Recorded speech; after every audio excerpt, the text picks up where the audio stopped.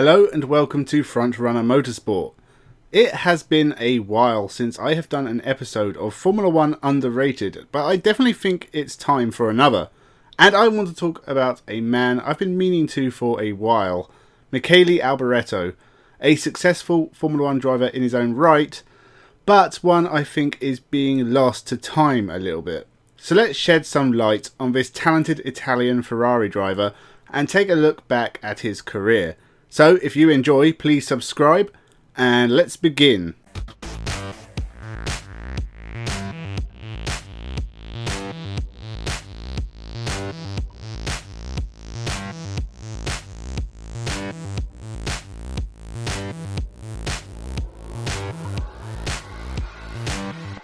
Welcome to Frontrunner Motorsport. Born in Milan, Michele Alboreto made his Formula 1 debut just 4 years after making his motorsport debut in Formula Monza in 1977. Thanks to his mechanical engineering skills and with the help of some friends, Michele built his own car for the series. Despite the fact the 10-year-old Vargu had the wrong frame and it was run on a shoestring budget, Michele Alboreto showed a little something and his career would take off fast. He'd move up to the National Series and end up in Formula 3 Euro Series in 1979, whilst also getting a job as a works driver for the Lancia sports car team in 1980. He'd take a win in a Beta Monte Carlo and help Lancia to the Division 2 Constructors title, alongside taking the 1980 Formula 3 Europe Championship for Euro Racing in a March Alfa Romeo. He'd continue racing for Lancia all the way into the start of his Formula 1 career, taking wins for the beautiful LC1 in 1982 at Silverstone, the Nürburgring and Mugello, before the equally awesome but far less competitive and reliable LC2, which was a huge disappointment. But Lancia did give Alboreto his first taste of Le Mans, taking second in class in 1981 alongside Eddie Cheever and Carlo Fassetti. But after his success in single-seaters and with Lancia, he also took Minardi's only Formula 2 win in 1981, beating the much more competitive, better organised and better funded British teams like Lola and Rolt. He was picked up by Ken Tyrrell, who had an eye for young talent, and Michele Alboreto was signed up for Formula 1 in 1981. Michele Alboreto is still leading the race at Perth. But then, this happens.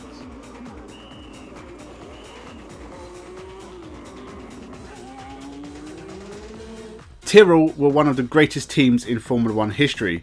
They had taken Jackie Stewart to 2 Formula 1 titles and had themselves won the Constructors in 1971. Francois Sivert, Patrick Depailler, Jody Scheckter and Didier Pironi are just some of the names Tyrrell had brought into Formula 1.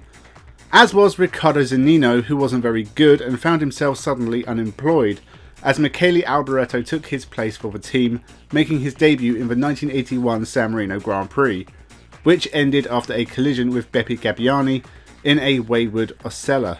Actually, 1981 was pretty disastrous for Michele Alboreto, not scoring any points and even failing to qualify for a couple of races, over a second behind teammate Eddie Cheever at the Spanish and German Grand Prix. Alboreto was kept on by Tyrrell for 1982 with former ABBA drummer Slim Borgard, who would last 3 races before being replaced by Brian Henton. Michele Alboreto had a much better second year. He'd score a first podium at Imola, had a poor mid-season before more points scored towards the end, and then Las Vegas, the finale of 1982. Tyrrell may have had an old, underpowered Cosworth engine, but the tight street circuit of Vegas evened the playing field. Alboreto was quick all weekend and qualified 3rd.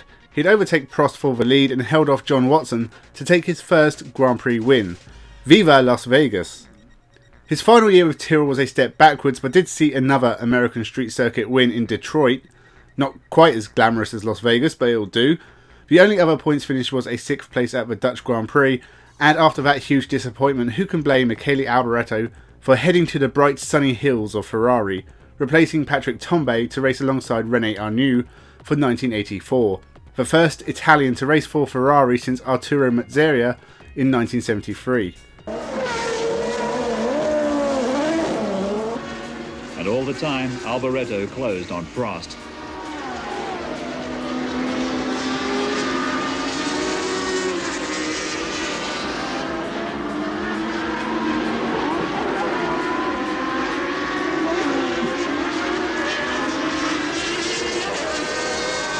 Alboreto passed Prost.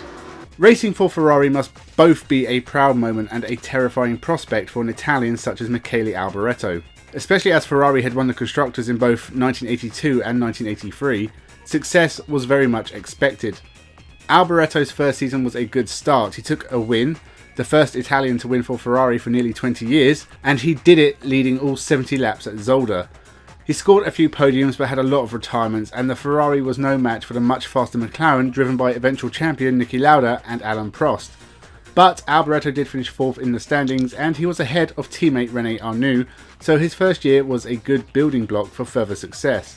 And that success came in 1985, which was by far Michele Alboreto's best season in Formula 1. After 3 second places from the first 4 races, his first win of the year came in Canada, and Alboreto found himself in the lead of the championship. There would be 2 more podiums and a retirement in France, before another and a final Formula 1 win in Germany. The second half of the season was not so kind to Alboreto. After a podium in Austria and points in the Netherlands, there would be no more points. Alboreto's title challenge died out, and he would finish the year second in the championship, 20 points behind champion Alain Prost, and well ahead of teammate Stefan Johansson. That was the end of the Ferrari success for Michele Alboreto. 1986 was awful. The new car was a dog to drive. It didn't handle properly, it was underpowered and very unreliable. Michele Alboreto retired from 9 races out of 16, only got a single podium in Austria, when both Williams retired and Alain Prost lapped the whole field, and teammate Stefan Johansson finished ahead of Alboreto. But the Swede was let go by the Italian team, who decided to keep the Italian.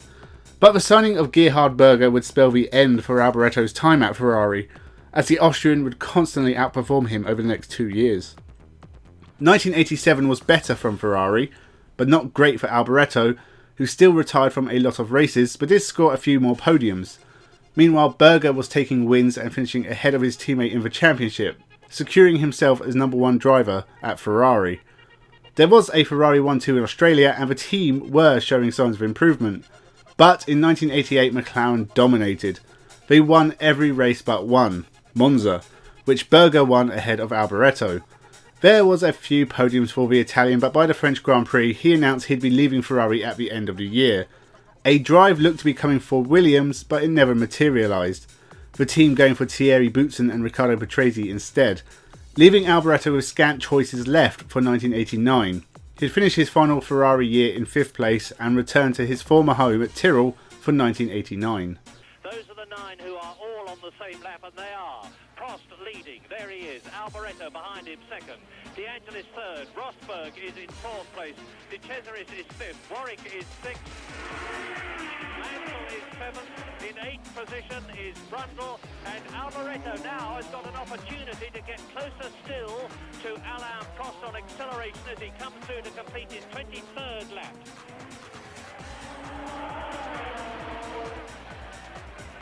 And he's through! Michele Alboreto has done it, and at Zandvoort on the new lap surges through and takes the lead back from Alain Prost. And look at the gap he's already extended over the Frenchman's McLaren. Tyrrell had slid a long way down from their championship winning heyday, but weren't quite spiralling into a bottomless pit of disaster just yet.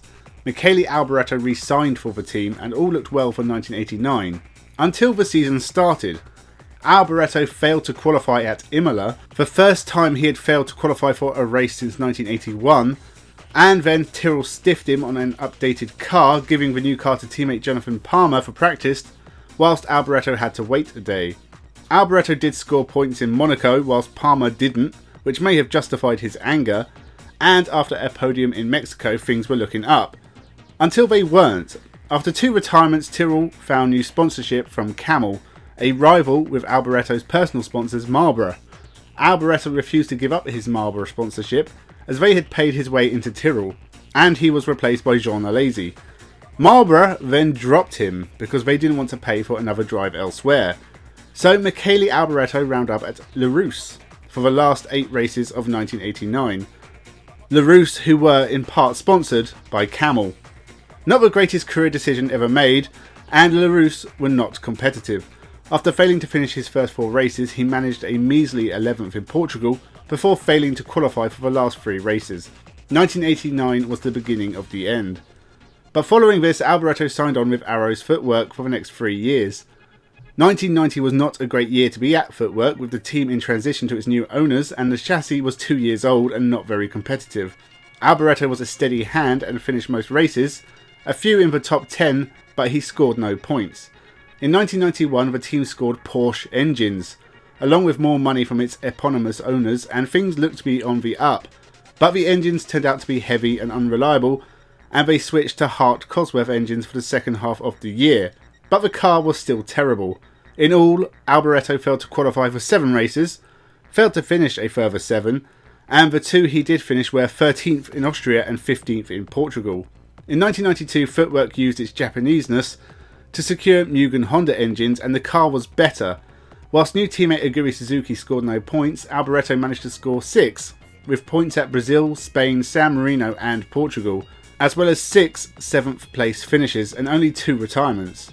Despite this, Michele Alboreto moved to the BMS Scuderia Italia team, a team that had scored some good results in the past, but were now on their last legs, especially after changing from Dallara chassis to Lolas, and being just a bit shit really.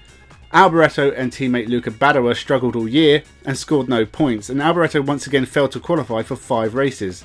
The team died shortly before the end of the year. 1994 was to be his final year in Formula 1 and was spent with another Italian team, Minardi. Again, they were not very competitive, but Alboreto did score his final point in Formula 1 with a 6th place in Monaco. He finished the year with 1 point and 25th in the championship.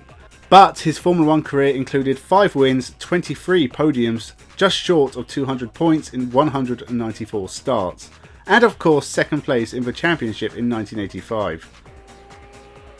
There is a lot of work going on to try and come up with a more competitive chassis package. We know that the Ferrari engine may not be the most ideal engine to put into a Grand Prix chassis, but I mean, Ferrari are doing a reasonable job with it, and Scuderia are looking for something in the order of about 3 seconds just to bring up to parity with Ferrari.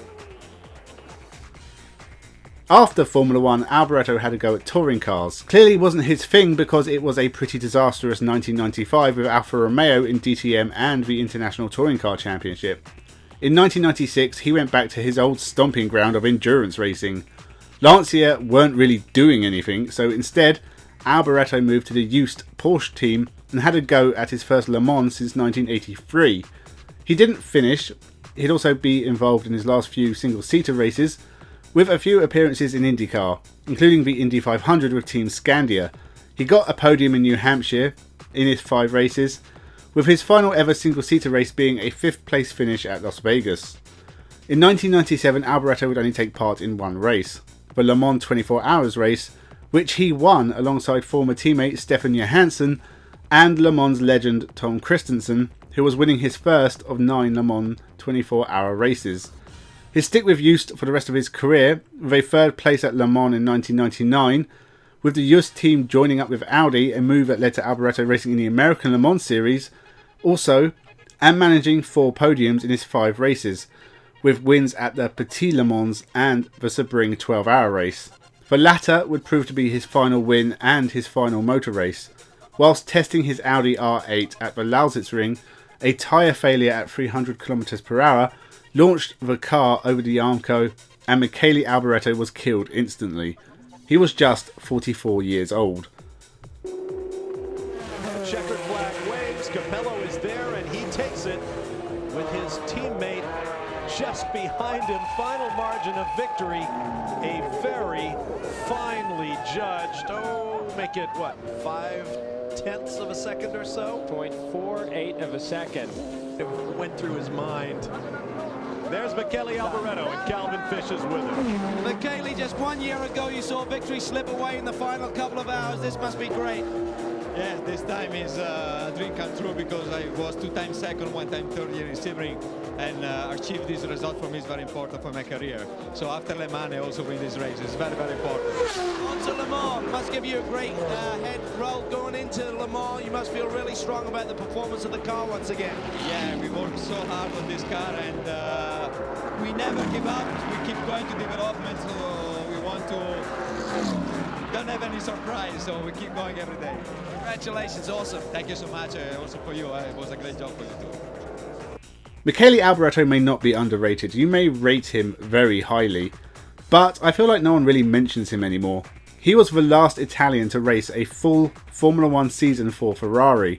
The Italians since Gianni Morbidelli, Yvonne Capelli, Nicola Larini, Luca Badoera and Giancarlo Fisichella never got to do the whole year. He was also the last Italian to win for Ferrari all the way back in 1985. It was Ferrari becoming less competitive whilst Alboreto was there that really hurt his career. He showed glimpses of his talent with smaller teams, but was never going to shine with the likes of Footwork and BMS Scuderia. He was a good F1 driver and a great endurance racer. Michele Alboreto is very underrated. Thank you for watching. I haven't done an episode of Formula 1 Underrated since my episode on Kamui Kobayashi back in February, and it's nice to go back to something that was a big part of the channel's early growth. Leave your thoughts down in the comments below. There is a playlist of Formula 1 Underrated episodes linked below so you can catch up. Leave a like and a share on the video. Remember to subscribe. Thank you once again, and have a good one.